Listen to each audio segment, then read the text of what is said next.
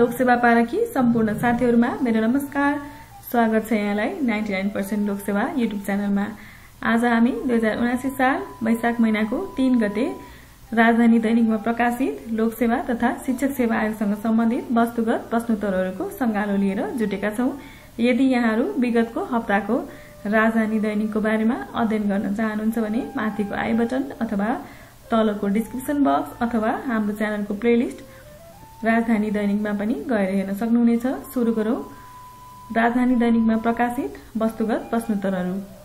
प्रश्न नम्बर 1, विश्व खुशी प्रतिवेदन अर्थात वर्ल्ड ह्याप्पीनेस इन्डेक्स 2022 अनुसार नेपाल कतिऔं स्थानमा रहेको छ?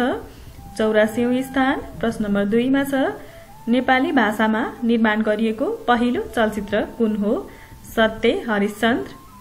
विक्रम सम्वत 2007 सालमा भारतमा बनेको यो चलचित्र प्रथम पटक विक्रम सम्वत 2008 सालमा भारतको कलकत्तामा प्रदर्शन गरिएको थियो भने विक्रम सम्वत 2021 सालमा बनेको चलचित्र आमा नेपालमा बनेको पहिलो नेपाली चलचित्र हो जुन सरकार आफैले निर्माण गरेको थियो।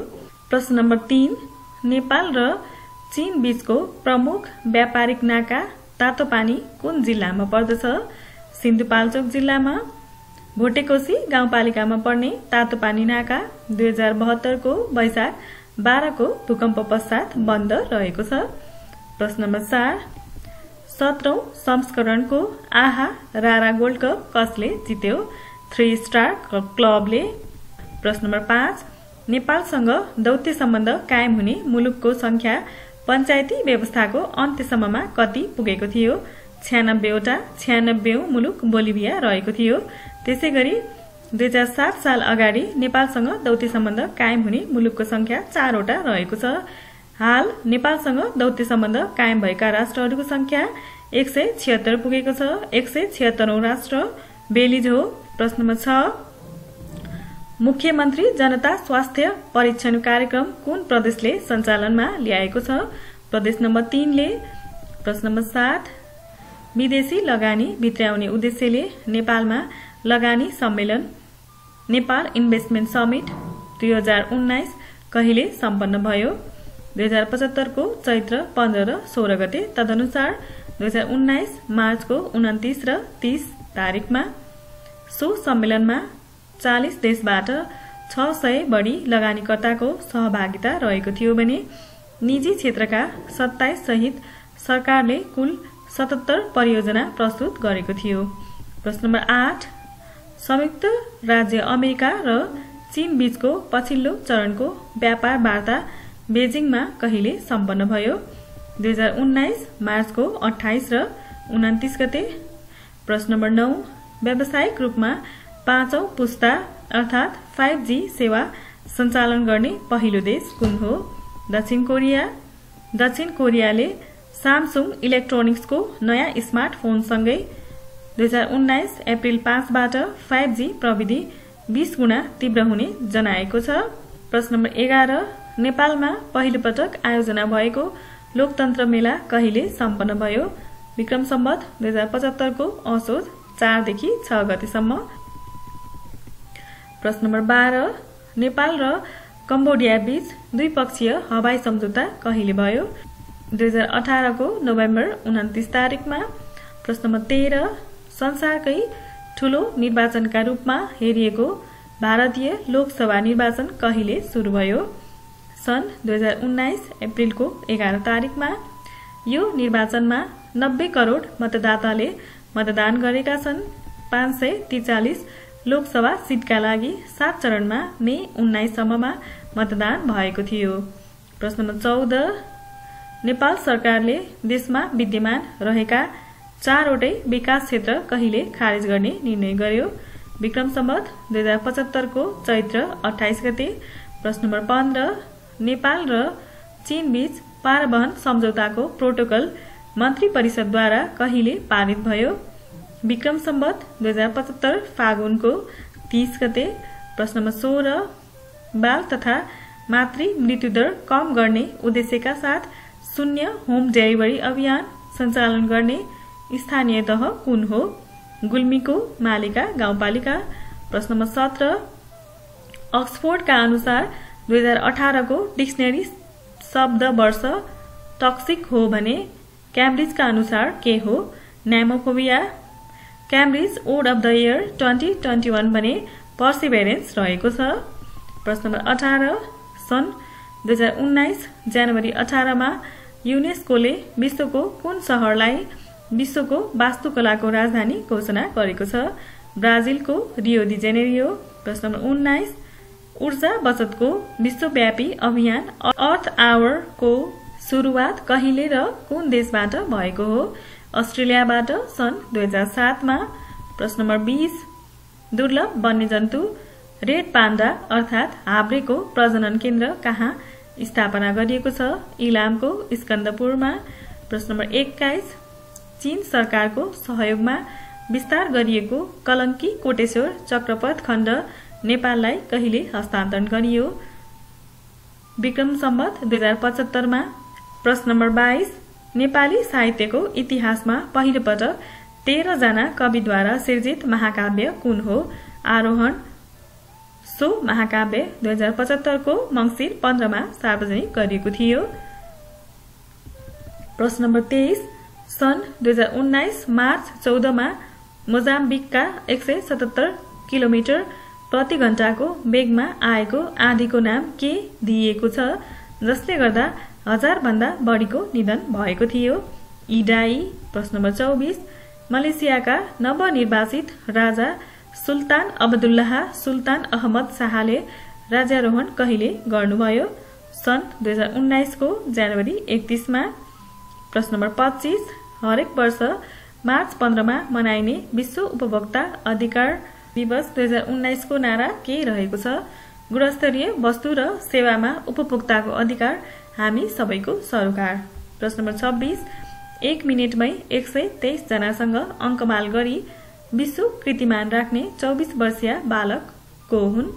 काठमाडौँका सीमित तिमेल सिन्हा। प्रश्न नम्बर 27 राष्ट्रिय समाचार समितिका संस्थापक सदस्य एवं वरिष्ठ पत्रकार फणेन्द्रराज श्रेष्ठको 86 वर्षको उमेरमा कहिले निधन भयो? 2075 को चैत्र 1 गते। प्रश्न नम्बर 28 साउदी अरबले महिलाहरूले श्रीमान र पुरुष सहयोग बिना आफैले व्यापार व्यवसाय खोल्न पाउने व्यवस्था कहिले गर्यो? सन् 2018 को फेब्रुअरी 19 तारिकमा। प्रश्न नम्बर 29 नेपालको सबैभन्दा ठूलो सोलर प्लान्टको शिलान्यास कहिले कहाँ भयो? विक्रम सम्वत 2075 को वैशाख 14 गते। सो सोलर प्लान्ट 25 मेगावाटको रहेको छ र नुवाकोटमा अवस्थित रहेको छ। सो सोलर प्लान्ट विश्व बैंकको ऋण सहयोगमा स्थापना भएको हो। प्रश्न नम्बर 30 नेपालमा हालसम्मकै सबैभन्दा ठूलो अन्तर्राष्ट्रिय स्तरको सभा हल कहाँ निर्माण गरिने भएको छ? भक्तपुरमा। भक्तपुर स्थित नागरिक उड्डयन प्रशिक्षण तालिम केन्द्रको 189 रोपनी जग्गामा सो अन्तर्राष्ट्रिय सम्मेलन केन्द्र निर्माण गर्ने भएको छ। प्रश्न नम्बर 31 फिलिपिन्सले अन्तर्राष्ट्रिय फौजदारी अदालतबाट बाहिरिने घोषणा कहिले गरेको हो? सन् 2018 को मार्च 17 तारिकमा। प्रश्न नम्बर 32 सन् 2018 मा कुन राष्ट्रले आफूलाई औपचारिक रूपमा यहुदी राष्ट्र घोषणा गर्यो? इजरायलले। प्रश्न नम्बर 33 चन्द्रमाको दुर्गम एवं रहस्यमय मानिएको ध्रुवीय क्षेत्रबारे अन्वेषण गर्ने उद्देश्यका साथ चीनले यान प्रक्षेपण कहिले गरेको हो? सन् 2018 को मे 21 तारिकमा। उक्त यानले पृथ्वी र चीनको चन्द्रमा अन्वेषण अभियान बीच संचार माध्यमको काम गर्ने बताइएको छ। प्रश्न नम्बर 34 नेपालकै पहिलो मदिरा निषेधित नगरपालिका रारा छायानाथ नगरपालिका मुगु कहिले मदिरा निषेधित क्षेत्र घोषणा गरियो? 2075 को मंसिर 1 गते। प्रश्न नम्बर 35 नेपालमा पहिलो पटक सरकारी तवरबाट राष्ट्रिय प्राकृतिक चिकित्सा दिवस कहिले मनाइयो? विक्रम सम्वत 2075 को असार 20 गते। प्रश्न नम्बर 36 सरकारले पर्यटकीय क्षेत्र ठमेल र दरबार मार्ग कहिलेदेखि 24 घण्टा खुलाउने निर्णय गरेको हो? विक्रम सम्वत 2075 को साउन 15 गतेदेखि। प्रश्न नम्बर 37 नेपाल प्रहरीद्वारा सार्वजनिक यातायातमा महिलामाथि हुने यौन हिंसा रोक्न सञ्चालन गरिएको अभियान कुन हो? सेफ्टी पिन अभियान। सो अभियान 2074 को श्रावण 18 देखि सुरु गरिएको हो। प्रश्न नम्बर 38 अन्तर्राष्ट्रिय प्राकृतिक संरक्षण संघले लोपोन्मुखबाट दुर्लभ सूचीमा राखेको जनावर कुन हो? हिउँ चितुवा। प्रश्न नम्बर 39 राष्ट्रपति चुरे संरक्षण कार्यक्रम कति जिल्लामा लागू भएको छ? 26 जिल्लामा। आर्थिक वर्ष 2067-68 देखि पूर्वको झापादेखि पश्चिमको डडेलधुरा जिल्लासम्मका चुरे क्षेत्र भएका विभिन्न 26 जिल्लामा यो कार्यक्रम लागू भएको छ। यद्यपि चुरे क्षेत्र भएका जिल्ला भने 36 वटा रहेका छन्। प्रश्न नम्बर 40 आधुनिक प्रविधियुक्त ब्रुमर गाडीबाट धुलो सफा गर्ने देशकै पहिलो महानगरपालिका कुन हो? काठमाडौँ महानगरपालिका। काठमाडौँमा ब्रुमर गाडीबाट धुलो सफा गर्ने सडक सरसफाई अभियान चैत्र 12 देखि सुरु भएको थियो। प्रश्न नम्बर 41 नेपाल एकीकरणको समयमा त्रिशक्ति भनेर कुन कुन राज्यलाई चिनिन्छ? पाल्पा, तनहुँ र लमजुङ।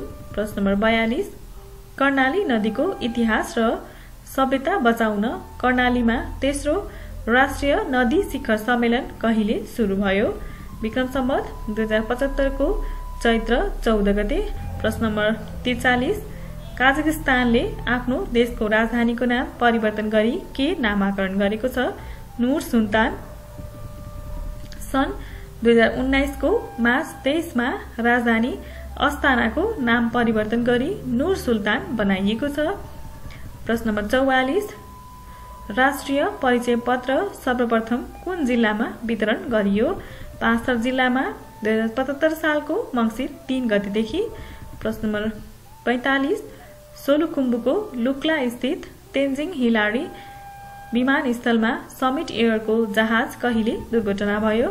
2076 को वैशाख 1 गते। प्रश्न नम्बर 46 नेपाल सरकारले ज्येष्ठ नागरिक स्वास्थ्य बीमा तथा सबै नागरिकको बैंक खाता कार्यक्रम कहिलेबाट सुरु गरेको हो?